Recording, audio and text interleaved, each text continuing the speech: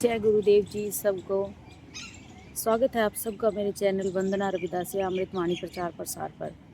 इस चैनल के माध्यम से मैं गुरु रविदास जी महाराज जी की लिखी हुई पवित्र श्री अमृतवाणी में लिखे हुए सभी शब्दों को जो है व्याख्या सहित आपको सुनाती हूँ, आपको बताती हूँ। और शब्द जो भी हैं, दोहे हैं, राग हैं, सब की व्याख्या अमृतवाणी के अंदर हिंदी में दी गई है, जिनकी व्याख्या मैं आपको करके सुनाती हूँ। आई होप आप सबको अच्छी लग रही होगी। मेरे चैनल को ज़रूर लाइक करें और सब्सक्राइब ज़रूर करें, वीडियोस को लाइक करें, कमेंट करें और मुझे ज़रूर बताएं अपनी राय।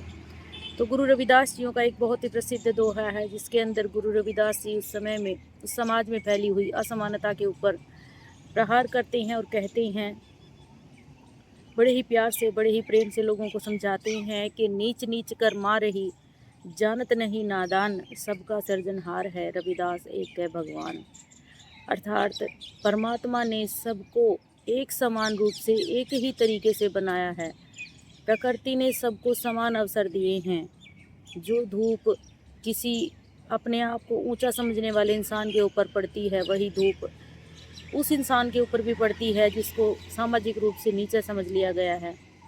कोई भी इंसान, चाहे वो किसी भी जाति का हो, किसी भी धर्म का हो, किसी भी कुल का हो, वो बड़ा या ऊंचा वो इसलिए नहीं हो सकता है क्योंकि उसने उस कुल में जन्म लिया है, उसने किसी ऊंचे कुल में जन्म लिया है, या उसे किसी ऊंची समझे जाने वाली जाति में जन्म लिया है।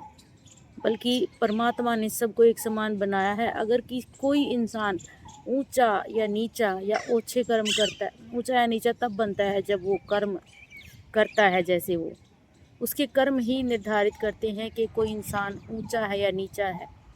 अगर कोई इंसान बुरे कर्म करता है तो वो चाहे किसी भी कुल में जन्म ले ले, किसी भी जाति में जन्म ले ले, किसी भी धर्म में जन्म ले ले, वो कभी ऊंचा नहीं हो सकता, वो नीच ही रहेगा।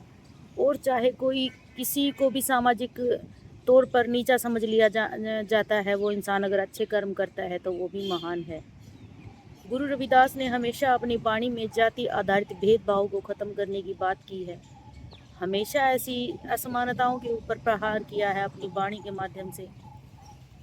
इसी तरह से गुरु रविदास ये भी कहते हैं कि रविदास ब्राह्मण मत पूजिए, जो हो वह गुणहीन, पूजिए चरण चंडाल के, जो हो वह गुण प्रवीण। किसी भी इंसान को सिर्फ इसलिए नहीं पूजना चाहिए क्योंकि वो एक ऊंचे कुल में जन्म लिया है, ऊंची जाति में जन्म लिया है। कोई भी इंसान अगर किसी ने नीची समझे जाने वाली जाति में जन्म लिया है और उसके अंदर अगर गुण हैं, तो वो भी इंसान पूजने लायक है, सम्मान के योग्य है।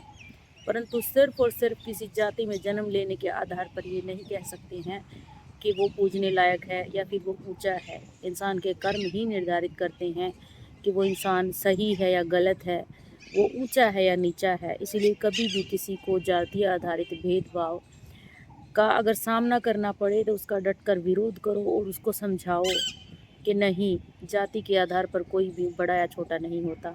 इंसान को, सभी इंसानों को, बल्कि धरती के ऊपर जितने भी इंसान हैं सबको परमात्मा ने एक ही तरीके से पैदा किया है। प्रकृति ने सबको समान अवसर दिए हैं। इसीलिए कभी भी किसी के साथ जाति आधारित भेदभाव नहीं करना चाहिए। और ऐसा भेदभाव अगर आसपास आपके कहीं भी हो तो उसका खुलकर विरोध भी करना चाहिए।